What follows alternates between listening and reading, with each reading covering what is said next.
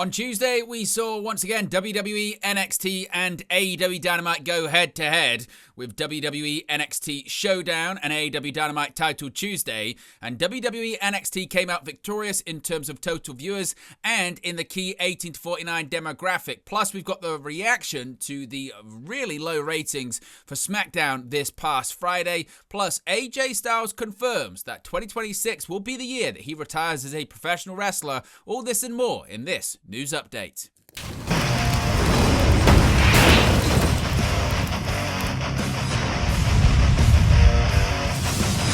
Hey guys, welcome back to Wrestling News 365. Hope everyone is doing very well. As always, there are plenty of news stories to get into in the world of professional wrestling. Let's begin with the viewership and key demographic information for WWE NXT Showdown as well as AEW Dynamite Title Tuesday. Of course, both shows went head-to-head as AEW Dynamite moved out of its regular time slot and day of Wednesday at 8 p.m. Eastern. Let's begin with the viewership for WWE NXT versus TNA Showdown. WrestleNomics is reporting that WWE NXT drew 625,000 viewers on the CW network on October 7th. This number is up from the 572,000 viewers the show drew on September 30th. Tuesday's episode scored a 0.12 rating in the 18 to 49 demographic, which is also up from the 0.10 key demo rating last Tuesday. Of course, as mentioned, WWE NXT was up against AEW Dynamite Title Tuesday on TBS. Now we have the ratings and viewership information for that as well. We can see right here that it's not good viewing for All Elite Wrestling. WrestleNomics is reporting that AEW Dynamite Title Tuesday on October 7th drew 321,000 viewers on TBS. This number is down from the 465,000 viewers AEW Dynamite drew on October 1st. Tuesday's episode scored a 0.07 rating in the 18 to 49 demographic, which is also down from the 0.09 demo rating last Wednesday. Now, Dynamite aired on Tuesday this week due to the MLB playoffs airing on Wednesday. As I mentioned, it was up against NXT Showdown. Of course, the show was also simulcast on HBO Max, but the viewership numbers for HBO Max, as always, are not available. Of course, there is also the change in how ratings and viewership information is tabulated now because, of course, beginning at the end of September and moving forward, TV ratings data is sourced from Nielsen's new Big Data Plus panel methodology. Data before that date was measured with the panel-only methodology. This change makes it difficult to compare data from two different ways of measuring television viewership. But, of course, when it comes to comparison between two shows airing at the same time, they are both being tabulated using the same metrics. So, certainly positive news for WWE NXT, not so much for AEW Dynamite. Now, as I mentioned, when it comes to the ratings, there has been a big discussion point recently in just how they're being tabulated and maybe the reactions to some lower numbers than we're used to for all pro wrestling programming. Now, for example, this past Friday, WWE SmackDown posted a historic low rating on the USA Network, having drawn just 1.030 million viewers and a 0.23 in the key 18 to 49 demographic. Now, throughout the last week, as I mentioned, viewership for all of professional wrestling has been down across the board since Nielsen introduced its new Big Data Plus panel model, which aims to provide a more accurate system for tracking television ratings. Although WWE Raw remains unaffected by the update due to the program streaming on Netflix, SmackDown's numbers were beyond concerning for WWE and USA Network, whose reaction to Friday's viewership totals were revealed by Dave Meltzer in a recent edition of Wrestling Observer Radio. He said, quote, "When that number came out last night, I saw a lot of people on both sides panicking because it was just so much lower, and it was lower than even the old system last week. Now, all of a sudden, it's like, it's one thing when you're doing a 0.35 and you're going, okay, we're down 20% with this new system. It isn't good, but when it's a 0.23, that's a major difference," Meltzer explains. "So far, man, it's really bad. Can't be overstated. Again, when you're talking about the amount of money that USA is paying, and look, it's still better than anything else that USA is doing. It's not like they're going to cancel it, but the money being spent for it seems bad." Now, along with SmackDown's viewership dropping, Raw did post a record low rating on Netflix for the September 29th edition of the show, despite not being impacted by the Big Data Plus panel system. The Red brand drew 2.3 million viewers across 7 days as the show continues to struggle with the NFL dominating Monday nights. Now, a big announcement made by AJ Styles, which we kind of knew already, but 2026 will be the final year of AJ Styles as an active in-ring professional wrestler. WWE superstar AJ Styles has publicly commented on his retirement from in-ring competition during today's WWE Crown Jewel 2025 kickoff event in Perth, Australia. During a recent interview with Tokyo Sports last month, AJ Styles confirmed that he will be hanging up his boots for good in 2026. While he had discussed it in interviews, Styles had yet to openly speak about the end of his career on WWE programming, but was asked directly about his comments to Tokyo Sports by Michael Cole during the Crown Jewel kickoff event in Perth, Australia. Confirming to Cole that he will indeed be retiring in 2026, Styles said, quote, "I'm getting old, folks. Listen. If I could find the fountain of youth and take a couple of sips, I'd wrestle for the rest of my life. But, I am getting older. The fear of embarrassing myself is getting closer. And you know what? There comes a time in a man's life when he has to take care of business. But when business is done, it's time to take care of his family. I need to spend time with my family. The whole idea with wrestling and having an amazing future in this business is to be able to retire one day, and in 2026, I will retire." Now, Styles' contract with WWE is reportedly set to expire in February of 2026. However, the Phenomenal One has stated that he will potentially appear at next year's WrestleMania 42 event in Las Vegas. Now, of course, Styles will compete tomorrow at WWE Crown Jewel against John Cena one final time. We will have a watch-along and a post-show for the event. Santos Escobar sticking around with WWE, but reportedly there were scrap plans for him in AAA. Now, Escobar, as I mentioned, is back in WWE after briefly being out the door earlier this week when his contract expired at midnight on Monday. The luchador was reportedly brought back into the fold thanks to a hefty new salary and, perhaps more importantly, assurances they would have a more consistent creative direction, which was said to be a huge factor in why Escobar chose to explore free agency to begin with after only wrestling 7 matches for WWE all year. It's possible this stronger creative direction could be related to plans WWE had for Escobar months ago. Body Slam reports that back in the summer, WWE had planned for Escobar and his associates, Los Garza, to have an extended run in WWE's Lucha promotion AAA. These plans called for Los Garza to hold the AAA World Tag Team Championships, followed by Escobar defeating El Hijo del Vikingo at Triple Mania in August to become the AAA Mega Champion. Ultimately, plans for Fantasma to defeat Vikingo were scrapped following initial discussions, and the decision was made to put the Mega Championship on Dominic Mysterio instead.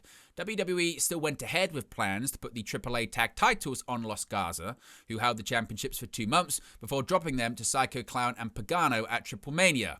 It's unclear whether WWE's decision to scrap plans for Escobar winning the AAA Mega Championship contributed to his decision to test free agency, nor is it clear whether WWE will now revisit said plans with Escobar now back in the fold. We get any more details on that, of course, we'll let you know in a future video. The TNA Knockouts World Tag Team Championships will be on the line at the upcoming TNA Bound for Glory pay-per-view. TNA Wrestling's Bound for Glory pay-per-view is scheduled for October 12th in Lowell, Massachusetts. On the final slate of TNA programming before the pay-per-view, a new bout was set for the Countdown to Bound for Glory event. It'll be a rematch for the Knockouts World Tag Team Championships. The Inspiration is going to defend against the Elegance brand. It was on the October 2nd TNA Impact that the Inspiration defeated the Elegance brand to capture the titles. Now, an interesting update about the Inspiration, because it is contract season. The Inspiration's current contracts are reportedly, according to Sean Rossap of Fightful Select, through this weekend's Bound for Glory show. Cassie Lee and Jess McKay, the former Peyton Royce and Billie Kay of the Iconics, were on short-term deals with TNA Wrestling that led to them becoming the TNA Knockouts Tag Team Champions on last week's show. Those that Fightful spoke to in TNA Wrestling said they have already expressed interest in keeping the Inspiration in the company and that they expect a deal to get done. If we get any more details on a deal getting done, we'll let you know, of course, in a future video.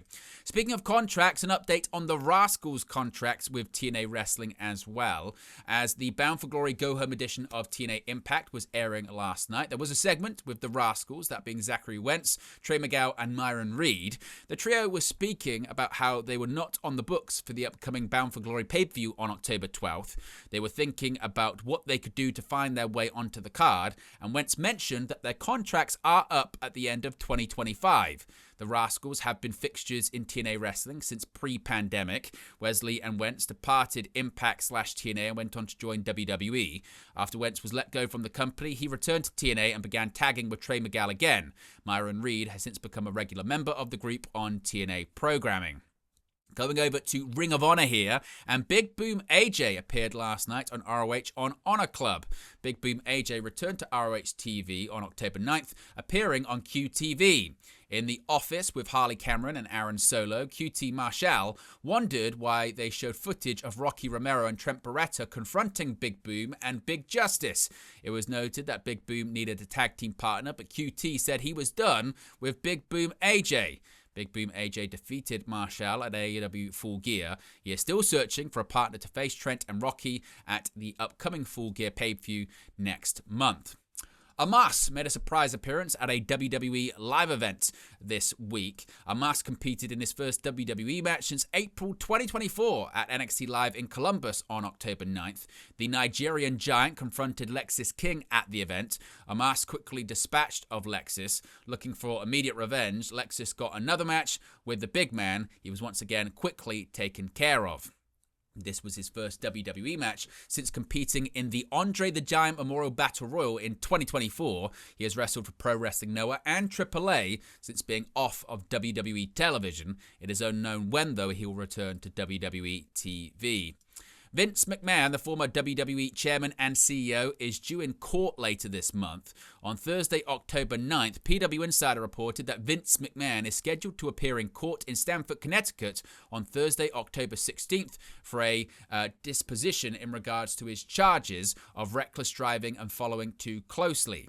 The accident took place on Thursday, July 24th, the same day of Hulk Hogan's passing.